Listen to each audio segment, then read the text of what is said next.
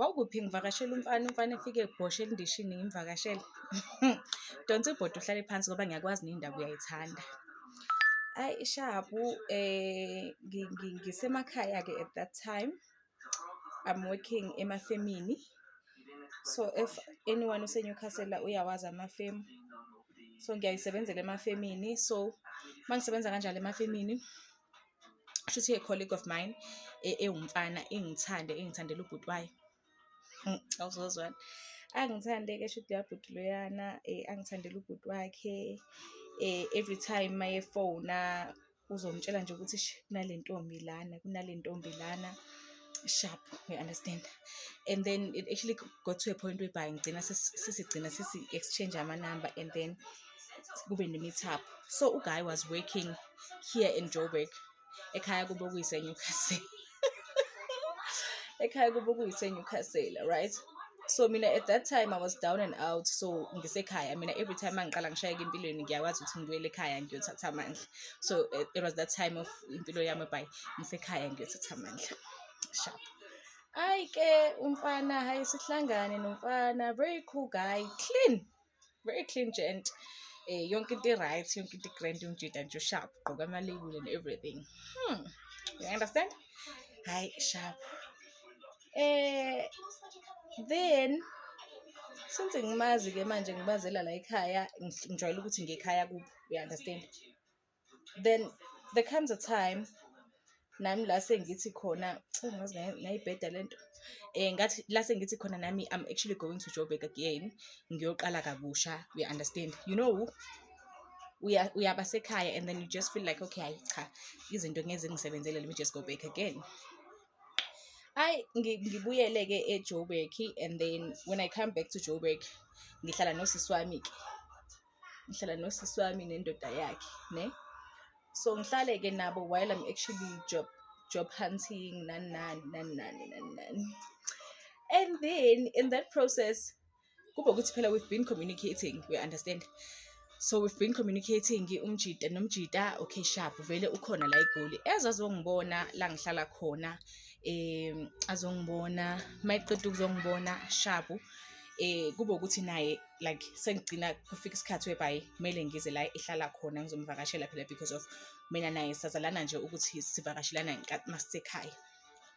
Okay sharp. Before ukuthi no azange ngize la ehlala khona ngiyobona la ehlala khona. I remember I actually got a school eAlbertine esikoleni sokwenza inwele. So for mina it was actually far eRockville since ngihlala eSoweto. Ukusuka eRockville ngihambe ngiye eAlbertine and ngapha nemali esasithola incane ye-transport.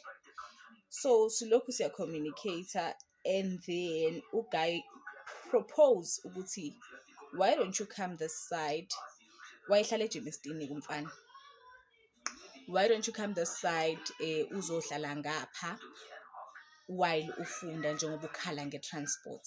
And I was like okay, it makes sense, why not, you understand?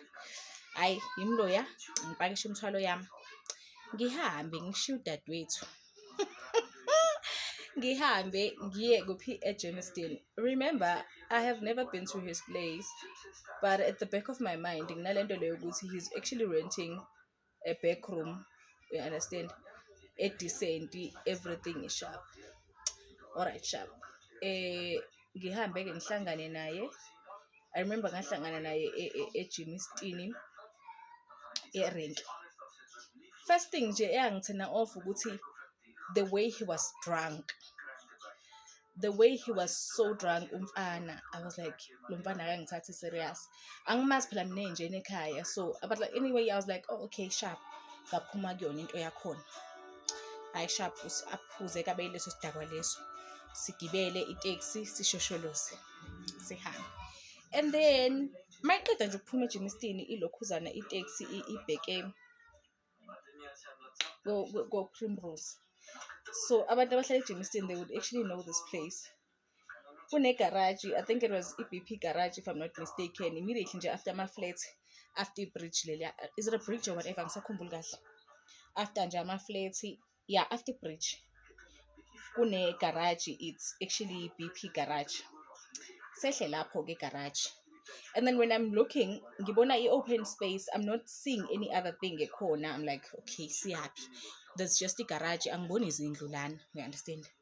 Hayi ngehle ke nami, okay mfana ngibambile isikhwama sihambe. Masihamba, how? Just after igarage ngale, ngithi, okay, i-squatter camp, guys. Anginankinga, okay guys, angijaji indaba ye-squatter camp. Yes. I-squatter camp ke bafowethu ngifike ke sharp singihambe like imikhukhu yakhona ihlangahlangene bafowethu. I've never been to a squatter camp before. I've never ngibuyele emakhaya ngithe mangibuye ekhaya ngafika ngihlala ekhaya eThokoza and everything was fine, so I don't know this place. Mangifika i-squatter camp sharp ngihlale hawu squatter camp. Mangifika phakathi ke fine kule mkhukhu eminingi kanjalo ngisashokwe yilokho nje. Ngingene ngithi ingubo indlela ezazingcole ngayo, umbhede wawunjani, and it's not even a bed, kwakuwumattress wawubekwe phansi. Uyangizwa ukuthi ngithini? I've actually had my fair share ngama relationship. Kwakuwumattress wawubekwe phansi. Ingubo zingcole lokho. And remember I told you ukuthi this gent is a very very nice gent.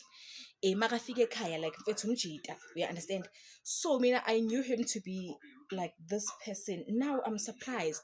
Ekhaya kubo ke nkosami nakhona ku right, so I'm not gonna say hi situation yakhe ekhaya kubo i-bed and everything. No, ingcono kakhulu, even ingcono kunene yasekhaya. You understand? Hi sharp, ngifike ngihlale like it was hard for me to sleep.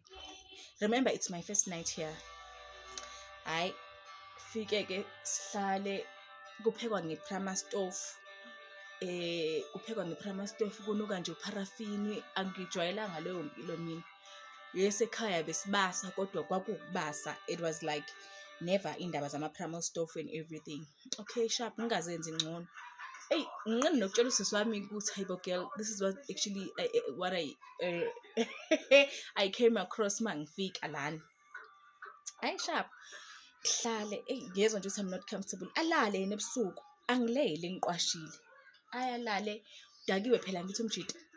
Alale angikhumbuli nokuthi sadla ngalolu langa lelo or mawukuthi sadlani. Uyangizwa ukuthi ngithini? So alale kanjalo umjita sharp. How mayelala, okay, angilele mina 1 2 3 la sengithi khona mhlawumbe ngifuna ukubamba nyana ubuthongo, but he's been testing and turning all night. I don't know why, but I'm thinking ukuthi udakiwe. You understand? That's one thing that actually came to my mind, ukuthi this guy is actually drunk. You understand? Hi, okay sharp. Alale ngize ngigcine sengikwazi ke nami ukuthi ngithole ubuthongo. Mangibuthola ke ubuthongo guys, avuke guys, avuke umfana. Yes, abonisa impawu nje zokuthi akekho right. You understand? Okay sharp, him I'm trying to find out ukuthi okay what's the problem. Ngizama ukuthi ngiyaphaphama nami phela manje ngisa understand ukuthi what's actually happening. You understand? Okay avuke umfana, ayaluze aphinde futhi abuyele engubeni. Okay, I'm trying nami ukuthi ngithole ubuthongo, but ubuthongo nje into engatholakala because of first of all ingubo zingcolile. Second of all ngise-squatter camp, ngiyaqala ukufika e-squatter camp. I'm not sure ukuthi ngisafe kangakanani lana. You understand? I'm not sure ukuthi ngisafe kangakanani, but for yena ke ulele kumnandi yonke into right.